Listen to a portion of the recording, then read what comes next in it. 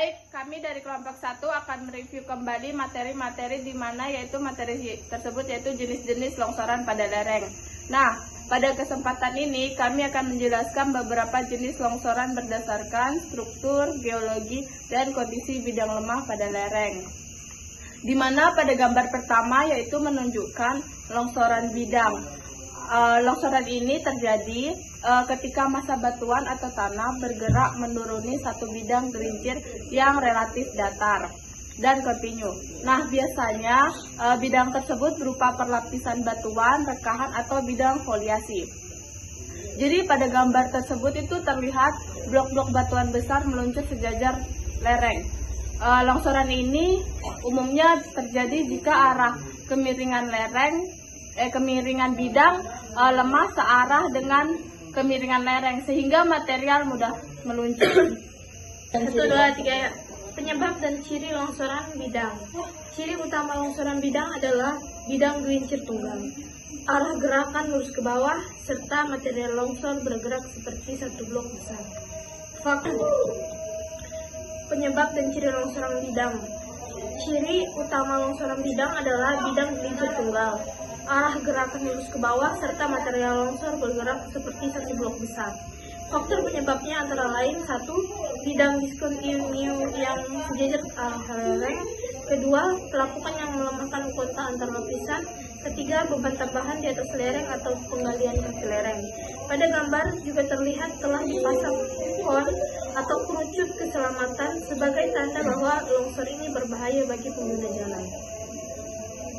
Ini itu longsoran baji. Jenis kedua adalah longsoran baji atau wet sliding. Longsoran baji terjadi ketika dua bidang rekahan bertemu dan membentuk sebuah garis kepotongan. Lalu garis tersebut mengarah ke lereng.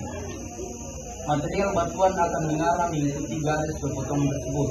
Pada gambar terlihat bentuk batuan yang terjepit seperti segitiga memanjang. Itulah tanda khas longsoran baji. Longsoran baji biasanya terjadi pada lereng batuan yang memiliki sistem rekahan kompleks. Jika dua rekahan bertemu dan orientasinya tepat menuju arah bebas lereng, maka terbentuklah baji yang bulat keluar. Pada gambar tersebut, sebelah kanan terlihat tanah dan batuan jatuh mengikuti jalur sempit di antara dua bidang rekahan. Longsoran baji banyak dijumpai di tambang terbuka dan lereng hasil pemotongan jalan. Longsoran jungkiran adalah jenis longsoran berikutnya adalah longsoran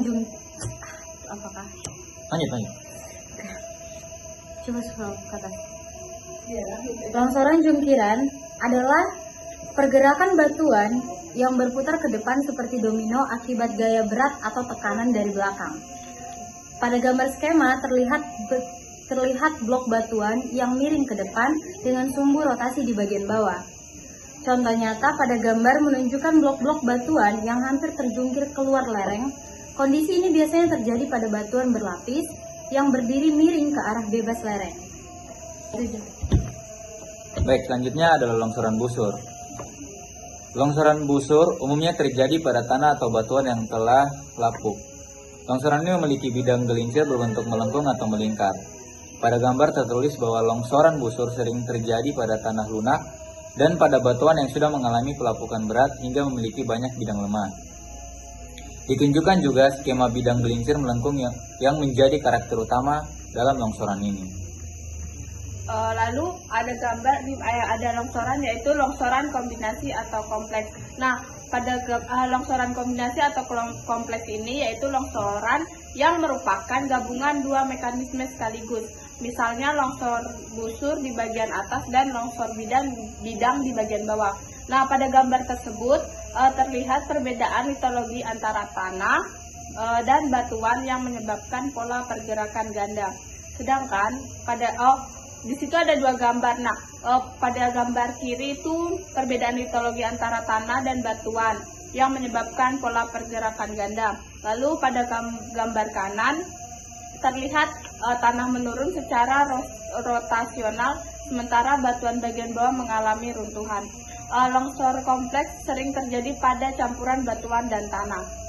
Nah, jadi dengan memahami jenis-jenis longsoran ini, kita dapat melakukan analisis kestabilan lereng secara lebih tepat dan menentukan teknik penanganan yang sesuai.